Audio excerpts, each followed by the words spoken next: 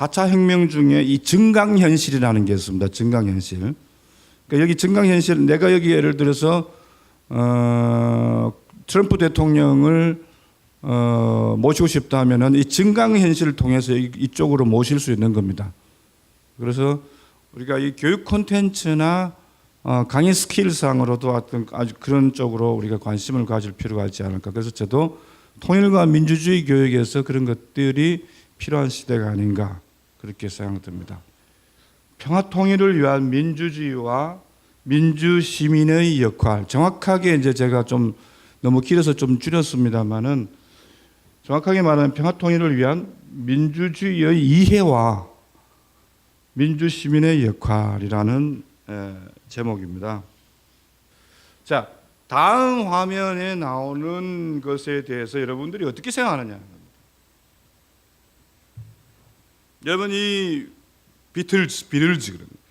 비틀즈는 지금 우리 역사상 이렇게 많은 그룹 사운드가 나왔지만은 비틀즈만큼 위대한 이 그룹 사운드가 없습니다. 있습니까, 여러분? 없습니다. 영국 리버풀에서 공업도시죠. 리버풀에서 4인조로 탄생한 비틀즈라는 그룹입니다. 여기에 대해서 어떻게 생각하는 사람이 누구냐면 이 두 사람입니다. 존 레논과 오노 요코죠. 이 두 사람은요, 한 사람은 존 레논은 1940년생입니다. 우리 나이로 올해 몇 살입니까? 78세. 우리 나이로 78세고 오노 요코는 일본 사람인데 33년생입니다. 84살입니까? 근데요, 여기에 대해서 여러분들이 어떻게 생각하는 것이 좀 궁금해서 여러분들이 여쭤보는 겁니다. 이 두 사람은 어떤 스토리를 가졌냐면은 둘 다 결혼을 했습니다. 만나기 전에. 둘 다 결혼을 했는데 어느 날 전시회에서, 영국 런던에서 오노 요코가 하는 전시회에서 두 사람이 만나서 세미 오픈에서 만나서 존 레논하고 두 사람이 정말 좀 시쳇말로 뿅 가서 두 사람이 가정도 있고 아이도 있는데 둘 다 이혼을 거의 동시에 하고 다시 결혼을 하게 됩니다. 그래서 이 당시에 이 존 레논은 천재이면서 세계적인 팝스타로서 부와 명예와 실력을 인정받고 있었던 사람입니다. 근데 나중에 기자가 이렇게 묻습니다. 왜 가정도 있고 오노 요코도 가정도 있고 당신도 가정도 있는데 어떻게 이렇게 결혼을 하게 되었느냐? 이 세상에서 비틀즈가 인기가 너무 많아서 여자가 많았겠죠. 내한테는 예쁜 여자, 멋진 여자, 나와 그저 그렇게 이렇게 사귈 수 있는 여자들이 너무 많았다. 그러나 나와 예술적, 감성적 코드가 맞는 사람은 오직 오노 요코뿐이었고 이것은 하늘이 준 나에게 준 선물이다. 이렇게 얘기를 합니다. 그래서 아주 클리어하게 깨끗하게 두 사람이 거의 동시에 이혼을 하고 다시 결혼해서 애를 한 명 또 놓기도 됩니다. 그리고 이 사람이 주로 이런 반전 반핵 가요 같은 노래들을 많이 부릅니다. Let It Be, 특히 Imagine 같은 노래죠. 그런 노래를 많이 부릅니다. 자, 이렇게 가정이 있고 이런 사람들이 결혼한 데 대해서 여러분들이 어떻게 생각하느냐를 물으려고 한 2, 3분 설명을 한 겁니다. 어떻게 생각하세요? 잘했다. 또 비정상적이다. 여러 가지 생각할 수 있겠죠. 다른 분 또 나름대로의 생각은 다 하고 계시겠죠. 그래서 우리가 생각의 유연함, 다양한 가치, 그런 다름끼리의 공존, 이런 것이 어느 날뿐만 아니라 앞으로도 중요한 가치가 아닌가 그렇게 생각합니다. 그러니까 이렇게 생각을 한번 바꿔볼 수 있는, 그럴 수도 있다는 유연성, 그런 속에 저는 변화를 좀 수용하는 폭이 넓어지고 속도도 빨라지지 않을까. 민주주의라는 것이 그런 거 아니겠습니까? 또 통일을 보는 시각도 마찬가지입니다. 반드시 하나의 시각으로 바라본다면 자, 결혼이 이제 어쨌든 결혼 안 하려는 사람도 많고 애기 안 놀라는 사람도 많고 저출산이라는 문제가 된 지 아주 오래됐으니까 많은데 우리가 생각을 좀 한 번은 반대로 좀 해볼 필요가 있다. 우리나라 20세기에서 역사적인 사건, 가장 큰 사건 두 개를 꼽으라면 어떤 겁니까? 예. 네, 맞습니다. 6.25 전쟁하고 광복보다는 1910년 한일 병합이 된 거죠. 그러니까 일제에게 나락을 뺏기고 그러한 연장선상에서 분단이 되고 동족 간의 전쟁이 났는 것이 20세기에서 가장 큰 역사적 사건 두 가지를 꼽을 수 있겠죠. 자, 그러한 연장선에서 뭐라고 살았습니까, 여러분? 자유가 필요하다 해서 제가 나름대로 열심히 만든 건데 통일을 뭐라고 그랬습니까? 통일의 하나는 당위적 측면에서 쓴 것이고 하나는 통일이 주는 편리함, 컴포터블한 걸 쓴 겁니다. 두 가지 측면에서. 통일은 전쟁의 위협에서 벗어날 수 있다. 그리고 이 반동강난 38선과 휴전선이 껴서 반동강난 것을 온전하게 합쳐서 완전한 대립국가로, 우리는 사실 남한은 섬나라에 가깝죠. 완전한 대립국가로 해서 지금 KTX를 타고 저기 유럽까지 갈 수 있는 그런 나라. 물류 비용도 적게 들고 이산가족도 상봉하고, 이산가족의 회한이라는 게 엄청 큰 겁니다. 그것 때문에 업무 이야기가 나왔는데 크죠. 그리고 우리가 이른바 지금 가장 큰 문제가 뭡니까? 애를 안 낳는 거 아닙니까? 저출산 문제, 청년 실업 문제, 초고령화 문제, 이런 것을 어떻게 타개할 것인가? 통일이라는 이런 국면을 통해서 이 어려움을 타개해 나갈 수 있다. 확신합니다. 그리고 거기 김혁 육군사관하고 김혁 교수가 쓴 게 통일은 안락성을 주는 거죠. 민족 간에. 같은 말을 쓰면 안락하죠. 부다페스트가 가서 맞았는데 한국말을 쓰는데 거기도 내처럼 경상도 말을 썼는데 그 소주 한잔 하자 그러면 내가 얼마든지 안락한 것을 더 느낄 수 있겠죠. 그런 안락함을 주는 거죠. 통일이라는 것이. 언제 통일이 됩니까? 이 가장 질문 많이 받고 많이 하는 질문 아닙니까? 언제 질문? 선생님 언제 통일이 될 것 같습니까? 개인적으로 생각하기에는. 그걸 유식하게 영어로 말하면요. I don't know, you don't know, 가부시키 don't know라고 합니다. 알아듣네요. 웃는 거 보니까요. 이 통일을 앞당기는 것은 학문적으로 이야기하면 골치 아픕니다. 제가 볼 때는 학문적으로 이야기하면은 남한에 북한의 유화적인 정부가 들어서고 북한은 군부 강경 세력보다는 화해 협력하는 그런 세력이 정권을 잡는 게 맞고, 우리에게 가장 국제관계적으로 영향을 미치는 미국이 북한에게 한반도 정책이 온건한 정책으로 돌아서는 게 맞고, 중국도 순망치하이나 그래서 북한은 안 읽으려고 그래. 절대 안 읽죠. 안 읽으려고 그러죠.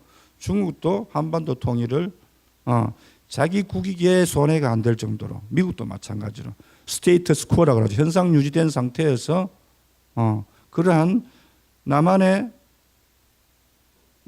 정부가 북한에게 좀 더 유화적인 정권, 북한 정권도 지금 김정일 정권의 어떤 군부 세력보다는 조금 이 화해 협력, 외부 세계 남한을 비롯해서 화해 협력하려는 정권, 또 미중 간에 한반도에 자기 스스로에게 국익에 손해가 되지 않을 때 그때 통일이 될 수 있는 가능이 저는 가장 크다. 두 번째 확률은 우리가 우연적 요소라 그러는데, 거기 저 동독처럼 동독 그 선전국은이 국경 언제부터 개방합니까? 그러니까 내일부터요. 정말입니까? 정말입니까? 와, 너무 실수로 우연적으로 돌봐주고, 물론 그 전에 전초적인 그런 현상들이 좀 있었겠지만은 그렇게 무너지는 경우, 크게 봤을 때 그래 두 가지 종류가 있겠죠. 아니면 전쟁에서 이기는 수밖에 없습니다.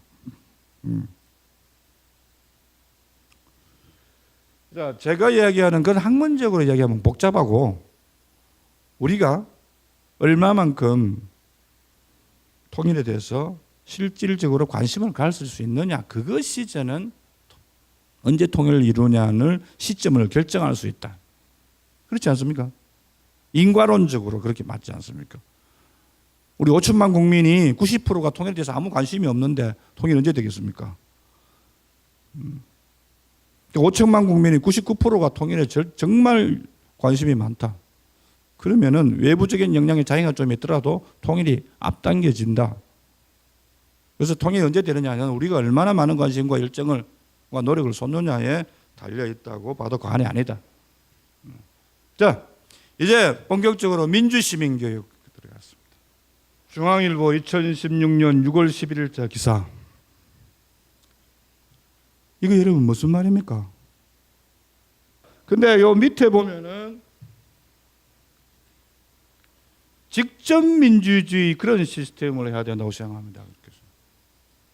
지금 하는 이런 민주주의 말고 제 개인적인 용어로는 오리지널한 민주주의.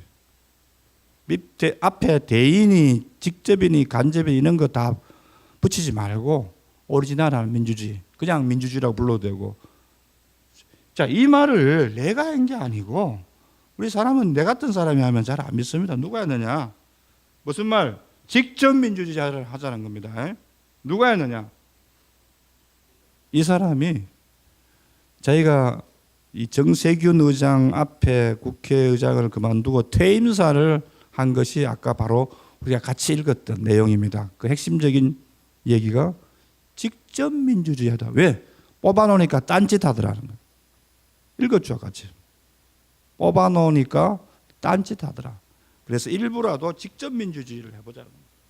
정화 의장은 이 사람 여러분 모릅니까? 부산의 봉생병원 알죠? 봉생병원. 그게 원장이에요. 정신과로 정신과 그다음 외과 뭐 이렇게 이 양반은 외과 의사죠. 그래서 직접 민주주의를 하자 한 사람이 정의당이나 노동당이나 민주당이나 이런 정당이 아니고 국회의장까지 지낸 5선의 정의와 국회의장이 직접 민주주의 하자. 이제 도대체 국회가 우리한테 주는 스트레스가 상당히 큽니다. 그렇다고 거기 가서 뭐 어떻게 그를 경상도 말대로 때리 뽑아볼 수도 없고 국회가 주는 정치권이 주는 스트레스가 여야를 막론하고 우리한테 굉장히 여름에 더 스트레스가 많습니다. 정의한 국회의장이 그런 이야기를 했습니다. 자, 우리가 지금 하는 이 민주주의에 대해서 정말 민주주의인지 한번 생각해 보자는 겁니다. 자, 민주주의 이 의원이 어디서 누가 이렇게 했을까요? 자, 이제 이 의원의 문제는 일본 사람들이 이렇게 번역을 하는 겁니다. 민주제라 해도 되잖아요. 민주라 해도 되잖아요. 민주주의. 그래서 우리가 1800년대 무렵에 모든 서양의 어떤 정치나 경제, 사회, 문화, 철학 등등의 서적들이 대부분 일본을 통해서 건너오고 일본을 통해서 번역됐다는 겁니다. 민주주의란 말이 우리가 만들었습니까?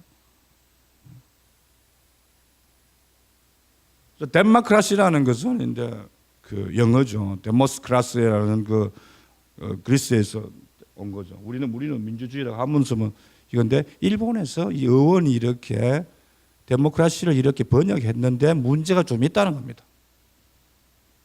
로마서 넣은 거는 선생님 누가 썼습니까? 마키아벨리가 썼죠, 그죠? 마키아벨리에서는 이 제목이 뭡니까? 한번 읽어보십시오. 좀 어렵습니까? 디스코리시 소프라라 프리마 데카티 티토 리비오.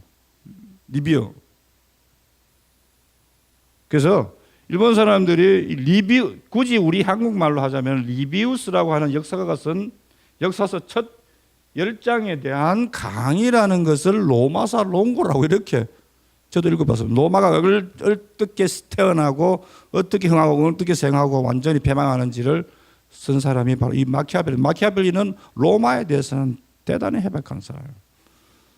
우리는 여러분 그 마키아벨리 하면 군주론만 알고 있죠. 군주론 아주 멋진 책이죠. 이렇게 제가 얘기하는 것은 학문이나 의원이라는 것이 일본을 통해서 번역되면서 많이 왜곡되거나 우리가 그 사람들이 쓰는 의원을 주로 많이 쓰고 있다. 의학 용어 한번 보십시오. 무슨 궤양이란 말 굉장히 어렵지 않습니까? 다 일본 말입니다. 그러고 의학 용어 보면은 뭐 진피 무슨 이런 굉장히 복잡하다. 일본에서 의학이든 철학이든 정치학이든 일본에서 다 번역해서 우리나라를 건너왔기 때문입니다. 어떻게 보면 우리 국학이 중요한 게 우리는 중국이라는 나라의 문자를 18세기, 19세기까지 썼고 일본이라는 식민지 우리를 지배한 나라가 번역한 학문 체계 또는 그 학문적 의원을 따라서 우리 그 시스템 안에서 우리가 공부를 하고 컸다는 겁니다. 또 저같이 1960년대 후반부터 초등학교 다니는 사람들은 다 미국 시스템에 의한 교육을 공교육을 받은 거죠. 그래서 이런 의원적인 문제가 있다는 겁니다. 자, 이제 사실 우리가 이 좀 민주주의라는 것이 지금 이것은 내가 개인적으로 볼 때는 이거는 민주주의라고 할 수가 없다는 겁니다. 자, 원래 민주주의는 어떤 겁니까? 아테네가 도시국가 형태를 폴리스라는 형태를 띠고 있었지만 제일 많이 인구가 많을 때는 32만. 저게 한 선생님 화성시 정도 됩니까? 화성 군포 정도 되겠죠. 정확하지는 않지만은 그 정도 될 겁니다. 이 정도 사이즈가 되면은 직접 민주주의가 해도 된다는 겁니다. 그래서 나는 굳이 직접 민주주의라는 말을 쓸 필요가 없다. 두 번째 여기 민회가 굳이 우리 지금으로 표현하면 국회입니다. 민회에 들어가는 자격을 거기 뭐라고 써놨습니까? 만입 10세가 되는 로마 시민권이 있는 사람은 모두 민회의 의원이 되는 겁니다. 내가 화성이나 군포시에 살면은 만 20세 성인 남자는 여성들이 조금 문제가 되는데 그 당시는 당연히 로마 시민이어야 되고 아테네 시민이어야 되고 성인 남자 20세면은 요즘 말로 치자면은 국회의원이 되는 겁니다. 우리처럼 중앙선거관리위원회, 시도 광역선거관리위원회가 기초선거관리가 있고 구단위 선거관리가 있고 그래가지고 지방선거, 총선, 대통령선거, 교육감 선거 뭐 이렇게 해서 뽑지 않는다는 겁니다. 그러니까 여기 지금 서울시 종로구 같으면 우리가 종로구 살면은 지금 현재 여기 있는 분들은 죄송하지만 여성분만 빼고 다 민회의 의원이 되는 겁니다. 원장님, 초대 원장님, 옛날에 그 젊은 시절에 이승만 대통령 시절에 민회라고 있지 않았습니까? 민의원이라고 있었죠. 이런 거에 연장선에 있는 겁니다. 자, 지금 우리가 종로구에 있던 중구에 있던 20세 이상이 다 국회의원이 되는데 복잡하게 서로 경쟁하고 헐뜯고 비방하고 좌빨이니 수국골통이니 할 필요 뭐 있습니까? 이것이 오리지널한 민주주의라는 겁니다. 지금 이런 민주주의를 우리는 못하고 있다는 겁니다. 자, 그 다음 두 번째 500인 평의회입니다. 그러니까 집행부를 어떻게 뽑아야 되느냐 합니다. 자, 의회가 있으면은 집행부가 있어야 될 거 아닙니까? 이걸 오늘날과 같은 그대로의 집행부라고는 이야기할 수 없지만 재정과 행정관리 이런 걸 다 맡아서 하니까 집행부라고 봐도 무리가 없습니다. 500인 평의회는 그 당시 10개 구역이 있는 겁니다. 10개 구역에서 50명만 뽑으면 되는 거죠. 뭘로 뽑습니까, 근데? 요즘처럼 얘 가가지고 그 천막에 들어가가지고 그 투표하고 이거 찍고 나옵니까? 추첨으로 뽑는 겁니다. 일정한 자격 요건이 되면은 추첨으로 뽑는 겁니다. 여기 지금 40명이 있는데 추첨으로 선생님 해가지고 10명만 여기 대표를 뽑아서 이걸 어떻게 하자. 그렇게 하면 되는 겁니다. 그것이 집행부입니다. 그런데 임기가 몇 년이라고 했습니까? 이 집행부 임기가 우리처럼 공무원 한번 뽑으면 7급이나 9급이나 뭐 이렇게 평생 만 61세까지 가는 게 아니고 1년마다 바뀌는 겁니다. 제가 초등학교 동기 동창 모임에 보통 보면은 총무가 대표일 수도 있고 회장이 대표일 수도 있는데 보통 임기가 몇 년입니까? 1년이죠, 1년. 길어야 2년이죠. 초중고 재경 동문회가 저기 있지만 다 1년입니다. 거기 특별한 권한이 없지 않습니까? 1년이면 바뀌어야 됩니다. 근데 국회의원은 5선, 6선, 7선, 8선까지 하고 있는데 시장, 구청장은 3선 이상 또 못합니다. 그거 왜 그렇습니까? 그 다음에 배심원은 이 사법제도입니다. 사법제도. 그 당시 검찰, 요즘 검찰에 해당되는 것은 모든 시민이 기소권을 가지고 있었다는 겁니다. 모든 시민이 기소권을 가지고 있었기 때문에 요즘처럼 검찰이 기소권을 독점하는 게 아니고 기소 독점주의가 아니라는 거죠. 그래서 요즘 기소 문제 가지고 지금 경찰하고 검찰하고 싸우는 거 아닙니까? 이 문재인 정부에서 어떻게 조정될지 모르겠습니다. 하여튼 그 당시에는 로마 시민이면 누구든지 고발을 할 수 있다는 거죠. 기소를 할 수 있다는 겁니다. 좋은 말로. 그리고 배심원은 누가 됩니까? 마찬가지입니다.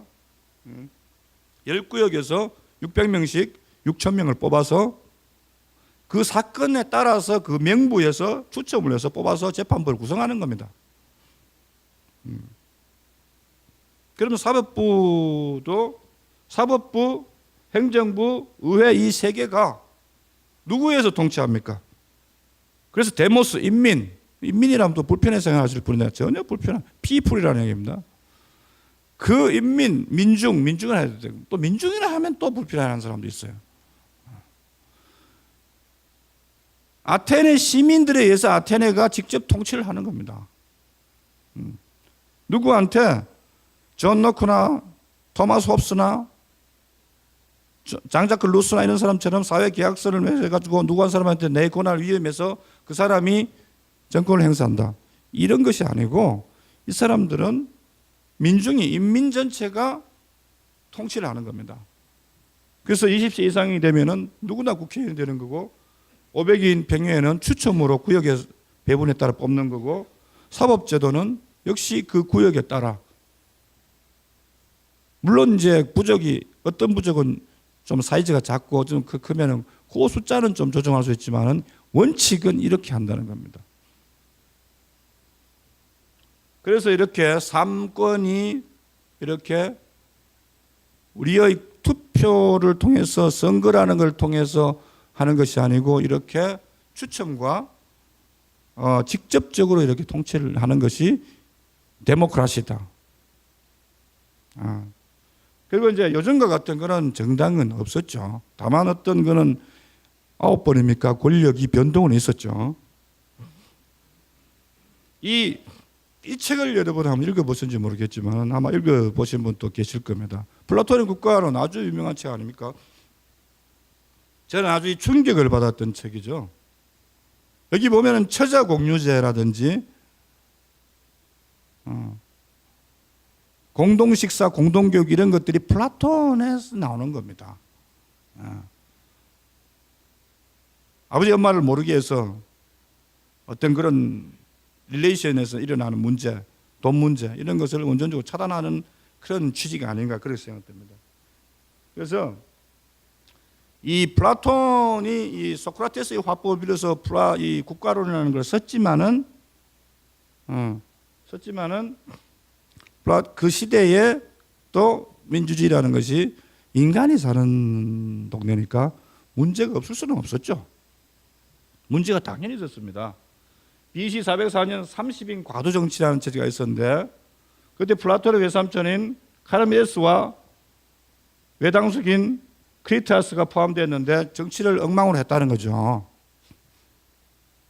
그래서 이 30인 과도정치가 90일 천하로 끝납니다.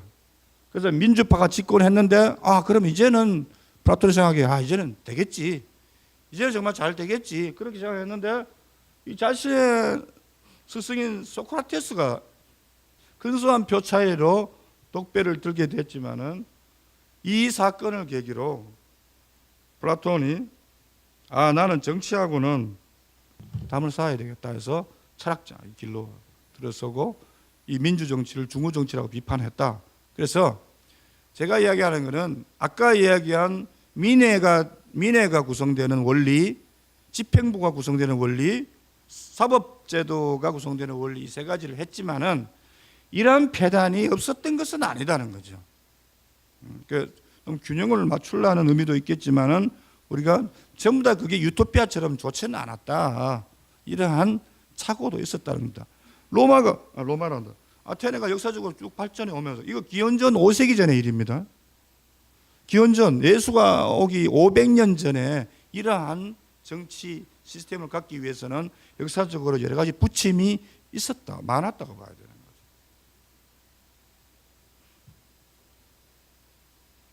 그래서 이 소크라테스가 아시다시피 그 제우스 신이나 그 그리스 아테네에서 정한 신을 믿지 않고 청년들을 선동했다 해서 고발당하죠. 그 고발당하는데 감옥에 갇혔는데 친구 크리톤이 가서 야 도망가자. 그리고 내가 보석금 내줄게. 보석금을 내준다 해도 안 오고 도망을 가자 해도 안 하고 도망갈 수 있는데도 안 가고 아침에 찾아가니까 그 다음날 죽는데 아침에 찾아가니까 코를 말이죠. 드러는 걸고 아주 편안하게 자고 깨어서 얘기를 한참 하죠. 그게 향년이라는 책에 나옵니다. 소크라테스의 변명이라는 책에 나옵니다. 한번 읽어보십시오. 안 나옵니다. 여기 죽겠다. 그래서 소크라테스가 이렇게 얘기하죠. 나는 죄가 없다는 무죄를 이제 변론하고 마지막으로 이렇게 이야기합니다. 자, 여러분 이제는 작별할 시간입니다. 여러분은 살러 가고 나는 죽으러 가야 합니다. 그러나 어느 것이 더 좋은지는 오직 신만이 알 뿐입니다. 안녕. 이 끝입니다. 그래서 하여튼 우리 아테네의 정치적 이상이라는 아까 민의 배심원 제도 500인 평유에 이런 게 있었지만은 이러한 비극적인 일도 있었다는 겁니다. 제가 이렇게 하면 너무 과언인지 모르겠지만은 트럼프 대통령이 뽑힐 때 우리가 다 의아하게 생각했지 않습니까? 민주주의 제도라는 게 이럴까? 이렇게 생각하는 사람들이 많을 겁니다. 우리도 그렇게 생각하는 사람들이 있을 텐데 미국에는 더 많았겠죠. 당연히 힐러리 클린턴이 될 줄 알았는데 저런 사람도 되는구나. 그래서 우리는 지금 민주주의의 위기라는 말은 이미 나온 지가 오래됐다. 그래서 정말 우리가 오늘 뭡니까? 민주주의에 대한 기본적인 이해를 우리가 다시 한번 해봐야 되는 시간이다. 정말 지금 우리가 하고 있는 것이 민주주의인가? 왜 우리가 그렇게 못하는가? 여러분 누구를 뽑는데 선거하는 게 좋습니까? 추첨하는 게 좋습니까? 선거는. 자, 죄송하지만 이 선거하고 투표를 구분할 수 있는 사람이 있습니까? 선거는 투표 행위를 통해서 기관을 구성하는 겁니다. 국회의원에게 투표하면은 선거라는 행위는 기관이 탄생하는 것이고 투표는 사람이 뽑히는 것입니다. 그런 차이가 있는 거죠. 그럼 추첨하면 우리가 호선하는 것도 있고 추첨하는 것도 있고 재입뽑기도 있고 다 유사한 측면이 있는데 아까 민회의 집행부를 뽑을 때는 어떻게 합니까? 추첨해서 합니다. 여러분 그 자유론을 쓴 사람이 있죠. 존 스토어트 밀이라는 사람이 자유론 쓴 사람이죠. 그 사람도 뭡니까? 추첨에 의해서 시포크라투스라는 이 공무원을 뽑고 선거를 하고 임기를 정하고 하는 거예요. 하여튼 어떤 한 기관이나 어떤 사람을 뽑는 데는 투표나 선거를 통해서도 될 수도 있지만은 추첨을 통해서 될 수도 있습니다. 여기서 4분, 5분 올려가지고 국회의원에 누구를 뽑을 수도 있는 거죠. 물론 그런 문제 가지고 이슬람의 순니파와 시아파가 갈라진 거죠. 그 유사한 문제로 혈통을 중시하느냐, 그 원로 회의를 통해서 회의체에서 뽑히느냐, 이 가지고 파가 갈려져서 극단적인 세력이 나오기도 하고 그렇지만은 아무튼 이런 방법으로도 우리가 사람을 기관을 만들 수 있고 뽑을 수 있겠다. 자, 그럼 우리가 민주주의에 대해서 이야기했으면은 영국을 한번은 살펴봐야 되지 않겠습니까? 등족회의라는 것은 이런저런 부족, 승려, 이런 계급들이 쭉 모여서 회의를 하는 겁니다. 그냥 별거 아닙니다. 그래서 우리가 여기에 나온 것을 읽어보시되 대체로 영국의 의회가 본격적으로 제대로 시작된 것은 1688년, 89년 이 무렵에 이 명예혁명이라는, 그래서 권리장정이라는, 우리 고등학교, 중고등학교 다닐 때 너무도 많이 배웠던 명예혁명을 통해서 권리장전이라는 것을 했을 때부터 이 상하 양원제에 의해서 의회가 본격적으로 시작됐다, 이렇게 보면 되지 않겠습니까? 이걸 영국에서 의회가 처음 시작됐는데 도대체 몇 년도부터냐? 정확하게 몇 년도부터 시작됐다고 하기는 제가 보기에는 좀 곤란하고, 명예혁명 즈음으로 보면은 어떻게냐 하는 것입니다. 여러분, 이 Amazing Grace라는 영화가 있는데요. 이 손가락질하는 이 사람이 실제 인물입니다. 윌리엄 월버포스 들어보셨죠? 이 사람이 이 당시에 하원 의원이었고 하원 의장까지 했는데, 이때 영국에 노예를 인도 사탕수수밭에 팔아먹는 노예를 무역 제도가 있었습니다. 노예 무역 제도. 우리가 노예 그러면 링컨만 생각하는데, 링컨은 1863년에 노예 해방을 하고, 러시아 니콜라이 2세 때도 1861년에 노예를 해방합니다. 이 사람은 제가 기억하기로 윌리엄으로 평생을 그렇게 하는데 1807년일 겁니다. 1807년. 그래서 200년을 기념해서 만든 영화가 이 어메이징 그레이스입니다. 그 영국 하원에서 이 의원들이 말이죠. 야, 노예 무역 제도를 폐지하면은 우리 위대한 국왕 폐하의 돈 주머니를 어떻게 채울 것이냐. 우리가 이렇게 하면 사탕수수밭 인도로 보내주니까 그만큼 노예들이 그만큼 저 정도만큼 살지. 노예밭에도 사탕수수밭 안 보내주고 그렇게 있으면 쟤들은 그냥 인간도 아니고 짐승처럼 굶어 죽는다. 그나마 우리가 인도까지 이거 실어서 해주니까 저 정도로 만족하고 사는 거 아니냐. 네가 그 노예 무역 제도를 폐지하면은 우리 국왕 폐하의 주머니는 네가 어떻게 책임질 거냐. 아주 반발에 부딪힙니다. 그래서 이 영화 보면 나중에 그 Amazing Grace, How Sweet 이 노래가 바로 존 스토트가 부른, 나중에 해시에서 목사가 되죠. 그 노래입니다. 신의 은총이라는 노래가. 그래서 이 영국 하원 또 이런 폐단이 있었다는 겁니다.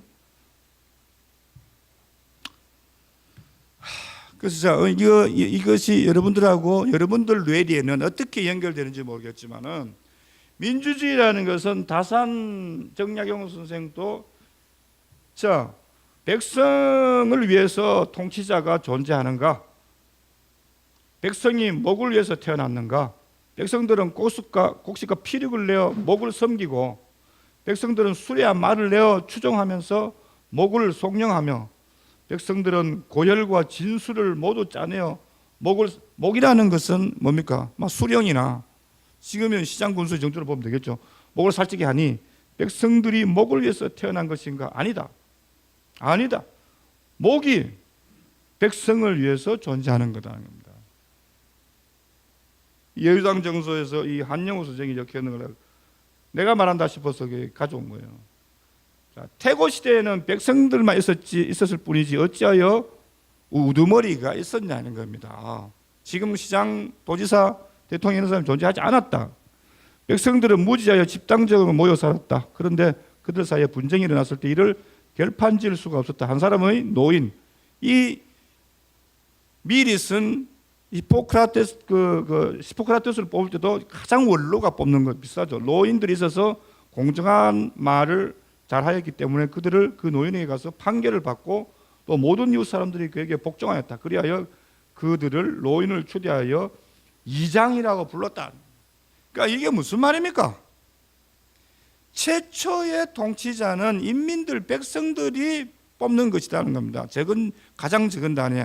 그 가장 기초 단위의 이장이 다시 위에 당정, 면장을 뽑고 그 면장이 다시 주장을 뽑고 그래서 다시 황제를 뽑는다는 겁니다. 그럼 뭡니까? 아래에서 백성 인민부터 시작해서 이렇게 올라온다는 겁니다. 그게 다사는 순리라고 보고 이것을 반하면 영리라고 봅니다. 지금 민주주의, 우리나라 민주주의가 어떻습니까? 오늘날의 민주주의는 선거와 투표라는 행위를 통해서 대통령이나 국회의원을 뽑고 그 밑에 국무총리, 장차관, 차관 이렇게 뽑지 않습니까? 다산이 볼 때는 그것은 하늘의 이치에 반하는 거라는 겁니다.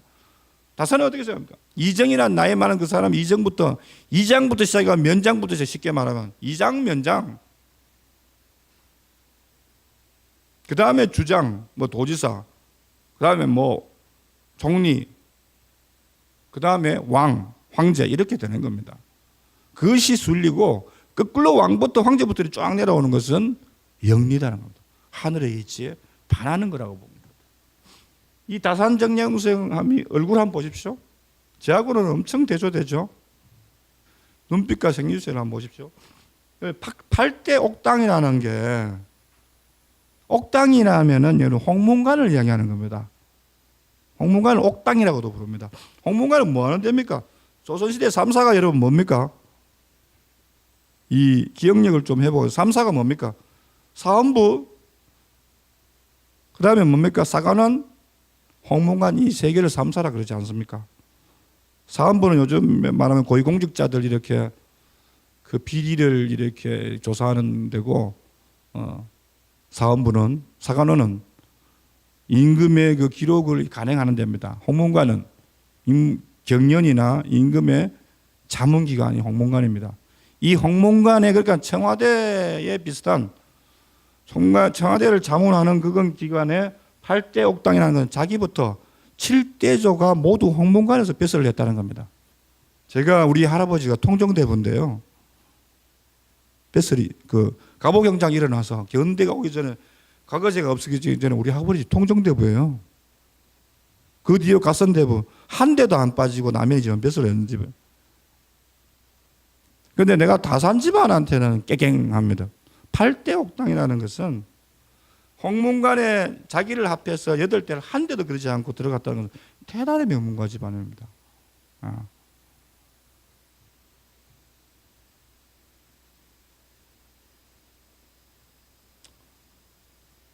그래서 이게 이제 황제까지 이장부터 시작해서 황제까지 이렇게 뽑아야 된다는 겁니다. 그래서 오늘날의 민주주의 시스템과 한번 비교를 해보시라 이런 말입니다. 자, 이제 왜냐하면 영국의 명예혁명 권리장진 그리스 아테네의 그런 민주주의만 있었는 게 아니고 동양사상 우리 국가 차원에서는 이 묵자나 다산을 어떻게 볼지 정확히 좀 모르겠습니다만은 이 동양사상에도 그러한 것이 있었다는 겁니다. 제가 이것을 발견하기 위해서 엄청난 노력을 했습니다. 진짜입니다. 누가 어디 가서 동양에서 다산 선생이 조선의 다산이 이렇게 얘기했고 묵자 그 전국 시절의 사람이죠. 묵자가 이런 이야기를 했겠습니까? 묵자 오늘 집에 가서 한번 찾아보십시오. 묵자 상동 한편 제가 딱 찾아놨습니다. 예. 자, 인민이라고 불편해하지 말겠죠. 피플입니다. 인민들이 의를 하나로 화동시키려 하면은 누가 전부 다 지 의가 옳다고 그런단 말은. 그러면은 그 서양의 홉스나 루소가 말한 자연 상태가 된다는 겁니다. 자연 상태. 예. 니도 옳고 나도 옳고 그러면 자연 상태가 되는 게 맞죠. 예. 그래서 천사람의 의를 주장하면은 많아져서 스트레스가 갖게 되고 의리만 뭐 스트레스 많아지고 혼란스러워진다는 자연 상태에 빠진다는 거죠. 그래서 내 의만 옳고 남의 의를 그러다 하고 이렇게 하면 전쟁과 분쟁이 일어나기 때문에 어진이를 선출했다 이런 거 되겠습니다. 여기는 우리는 앞에 다산생은 늙은이, 존 스튜어트 밀은 원로 이렇게 다 비슷하죠.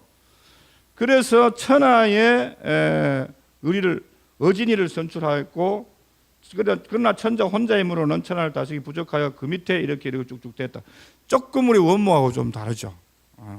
아무튼 처음에는 인민들이 다 자연 상태로 다 잘 살다가 서로 옳다 이는 그러다 이렇게 하면 혼란하고 자연 상태가 온다는 거죠. 그래서 누군가 하나 뽑아야 된다는 거죠.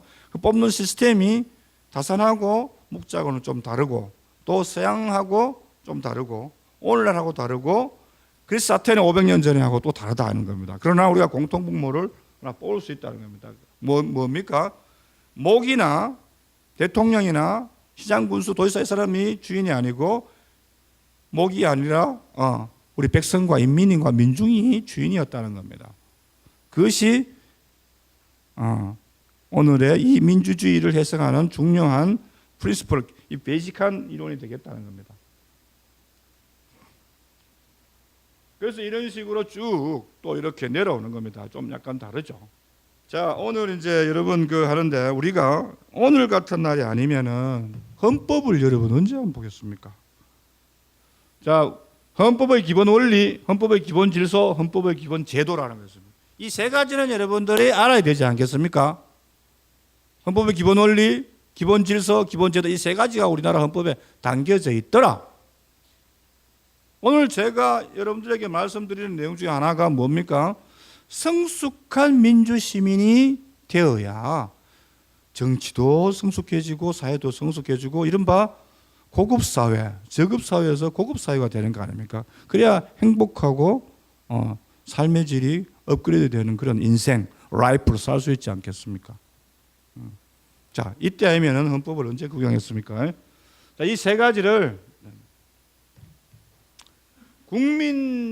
헌법의 기본 원리는 국민주권의 원리, 자유민주주의 원리, 사회국가의 원리, 문화국가의 원리, 법치국가의 원리, 평화국가의 원리 이렇게 됐습니다. 자, 이 1, 2, 3, 4, 5, 1, 2, 3, 5, 6은 다 알 테고 저거 3번 저거 뭐야? 뺄갱이야? 뭐 이렇게 이야기할 거 아닙니까? 제가 오늘 여러분한테 부탁드린 것은 생각을 좀 유연하게 하는 우리가 나도 여러분도 생각을 자, 사회국가의 원리라는 것은 이런 겁니다. 우리가 경제라는 것을 다 자유시장 경제 체제로 다 살아가지만은 장애인이나 내가 이 다리가 하나 잘려 나갔다. 아니면은 내가 지금 실업자가 됐다. 아니면 내가 지금 80세가 돼서 노동할 수는 없는데 돈은 하나도 없다. 그럼 어떻게 해야 됩니까? 국가가 복지 차원에서 사회경제 차원에서 도와준다는 그런 취지가 헌법의 기본 원리 중에 3번인 사회국가의 원리라는 겁니다. 사회주의하고 사회국가의 원리하고는 다르다는 겁니다. 그래서 이런 원리가 있다는 겁니다. 자유민주주의의 원리, 자유민주주의 원리는 여러분, 자유민주주의라는 것은 학문적으로는 없습니다. 자유주의와 민주주의가 결합된 형태입니다. 자유주의라는 뭡니까? 그야말로 개인이 무한히 남한테 피해만 안 주면 자유스러운 거고, 민주주의는 자기가 주인이 돼서 정치에 참여하는 겁니다. 그것이 합쳐져서 결합된 게 자유민주주의라고 하죠. 이것이 북한하고 자꾸 대비되는 개념으로만 생각하시면 곤란하다. 그런 사람은 없겠지만은 그렇게만 생각하시면 곤란하다는 겁니다. 문화국가의 원리는 외람된 얘기인지 모르겠지만 어떤 특정 예술인에 대해 저 사람은 안 돼 하고 블랙리스트를 만들어서 배제하는 그런 것이 없어야 돼요. 자유롭게 문화예술 활동을 할 수 있어야 되는 게 문화. 행복추구권하고도 밀접한 관련이 있는 거죠. 그래서 우리가 박근혜 정부가 들어오면서 시작된 것이 우리 헌법 알기 운동 본부라는 게 세워졌습니다. 그래서 우리가 다 알죠. 헌법 모든 권력은 국민으로부터 나오고 국민은 최고의 의사결정권자다. 모든 권력의 원천이다. 여기 지금 어르신네들은 국민투표를 직접 해보신 세대입니다. 맞죠, 선생님? 우리 세대는 국민투표를 직접 못 해요. 국민투표도 아까 이야기한 그 직접 민주주의하고 같은 맥락에서 볼 수 있는 겁니다. 자, 그래서 이 헌법의 기본 원리는 주권 재민의 원리라 이래도 되고 모든 권력은 국민으로부터 나오고 국민이 최고 의사결정권자. 사회국가, 문화국가, 법치국가는 뭐 당연하죠. 법이에요. 그러나 이 법치국가라는 것도 형식적인 법률, 내용적인 법률이 있는데 쉽게 말해서 국회만 통과하면 모든 것이 법률이냐. 이게 2차 세대 대결 때 큰 특히 나치 집권 당시에 문제가 됐던 겁니다. 방망이 국회의장이 3번만 두드리면 이게 모든 게 법인이 아닙니다. 내용을 살펴봐서 본질적으로 인권을 침해하는 내용이 법률로 합법적인 절차를 거쳤다 하더라도 그 내용적인 측면에서 본질적으로 인권을 침해한다면 그것은 안 된다는 겁니다. 평화국가의 원리는 여러분 전쟁이 없고 침략 전쟁을 거부하고 하는 그런 것이 평화국가의 원리죠. 자, 민주적 질서, 시장경제, 평화주의 다 비슷한 겁니다. 예. 민주적 기본 질서라는 것도 아까 뭡니까? 국민이 주인이 되는 겁니다. 아까 우리가 동양도 봤고 서양도 봤고 영국도 살펴봤고 미국도 아까 살펴봤는데 아까 읽었는지 모르겠습니다. 그리고 사회적 시장경제라는 것도 마찬가지입니다. 국민 부조, 건강 우리 80년 시작한 의료보험 지금 국민 건강보험입니까? 그러니까 시장 경제를 채택을 기본적으로 하고 자유 경쟁을 하고 개인의 재산과 사유권을 인정하는데 다만 거기에서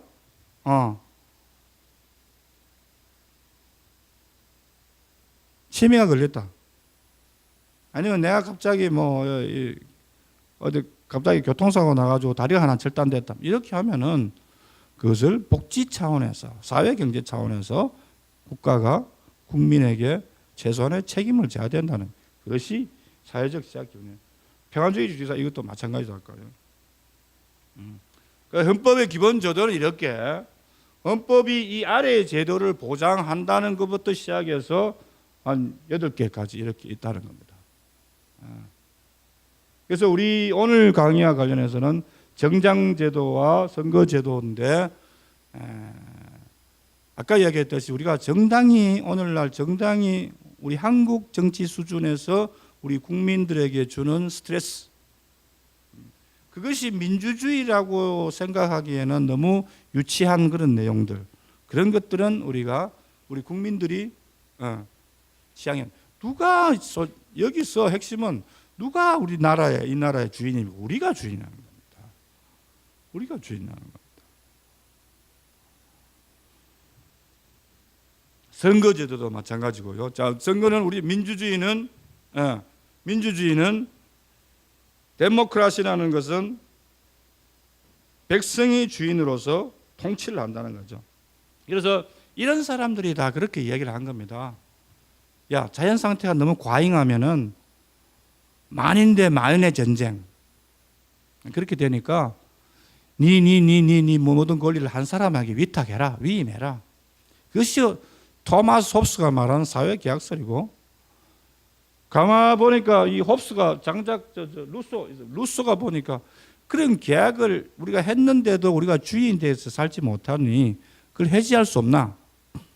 그런 사상이 발전해 나간 것이 1789년에 벌어진 세계사적인 레볼루션인 프랑스 시민혁명입니다.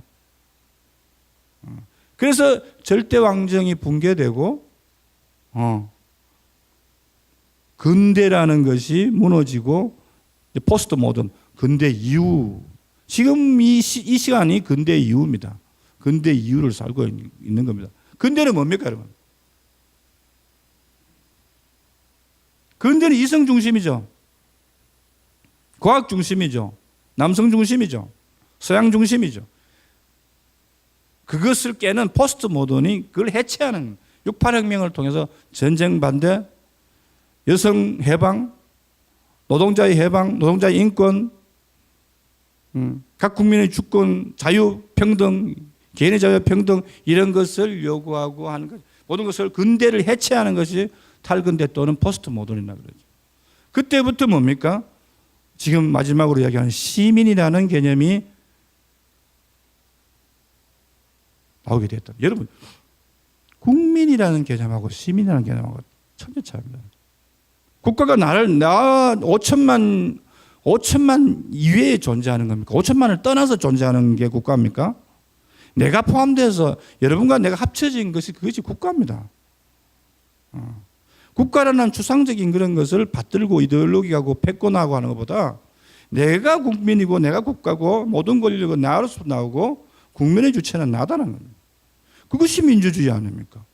그럼 뭐 하려고 그리스 아테네 500년 전에 만 20세 이상 되면은 뭐 국회의원이에요. 그중에서 추첨으로 집행부를 뽑고 사법부 판사들은 거기서 다시 구역에 10구역에서 6천 명을 뽑아가지고 사건 재판부를 배당하는데 거기에 따라 인원을 20명도 되고 200명도 되고 500명도 되고 600명도 되는 거예요. 소크라테스가 독백을 낼 때는 600명이에요. 600명. 내가 주인이다. 내가 국가다는 거예요. 옛날에 루이 16세인가 짐이 국가다 했다. 그때는 절대확정이고 근대고 중세고 했지만 지금은 내가 바로 국가다. 내가 바로 국가의 주인이다. 내가 바로 권력이고 모든 권력은 나로부터 나오고 우리로부터 나온다. 문재인과 박근혜로부터 권력이 나오지 않는다는 겁니다. 그 권력은 나로부터 나온 것이고 그것이 내가 바로 국가가 나다는 겁니다. 어떤 국가가 위에 있어서 나를 통치하는 게 국가가 아니고 민주주의가 아니다. 참된 민주주의가 아니라는 겁니다. 그래서 이 사람들도 그래서 너무 혼란하면 안 되니까 한 사람한테 위임을 주자.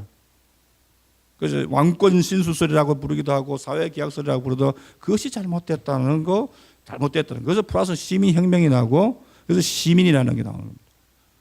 그래서 서울 시민, 뭐 저같이 성북동 주민, 동민, 주민, 시민, 국민, 인민 뭐가 제일 좋습니까?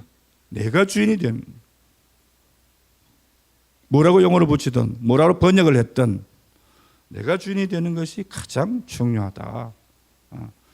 그래서 이게 대한민국 최초로 만들어진 민주시민에 관한 조례인데 이런 겁니다. 제2조 정의는 2조에서 민주시민 교육이란 민주사회의 지속 발전을 위한 지식, 가치, 태도 등 민주시민으로서 요구되는 자질과 소양을 함양하고 행동을 이어주도록 하는 교육을 말한다. 뭐 이렇게 대충 써놨습니다. 그런데 여러분 대충 보면은 통일교육지원법 하면은 국회에서 만든 법률이 있어야 되는데 이 민주시민교육 법률을 국회에서 못 정하고 지방자치단체에서 조례로밖에 정하고 있지 못하다. 왜? 여야의 민주라는 거 이 단어 하나 가지고 싸워서 아직까지 10여 년, 길게는 20년 돼도 민주시민에 관한 교육에 관한 조례를 법률을 못 만들고 있다는 겁니다. 그만큼 우리나라가 나는 아직까지 이 정치적 수준으로서는 아까 내 원고 말미에서는 한 나라의 정치 수준은 그 나라 유권자의 정치 수준을 결코 넘지 못한다는. 그래서 우리는 민주주의가 도대체 뭔지, 민주주의가 도대체 뭔지, 500년 전에 그리스 아테네는 어떻게 했고, 영국은 어떻게 했고, 미국은 어떻게 했고, 우리나라는 어떻게 했고, 동서양의 사상은 어떻게 했고, 다산과 묵자의 사상은 어떠한지 그런 걸 오늘 한번 통일과 접목시켜서 살펴봐야 되고, 그러한 점에서 우리가 민주주의, 이런 성숙한 민주주의와 성숙한 민주시민으로서 평화통일을 어떻게 이루어 나갈 것인가 하는 것이 제 오늘 강의의 두서없는 요지였습니다. 이상으로 강의를 마치고 감사합니다.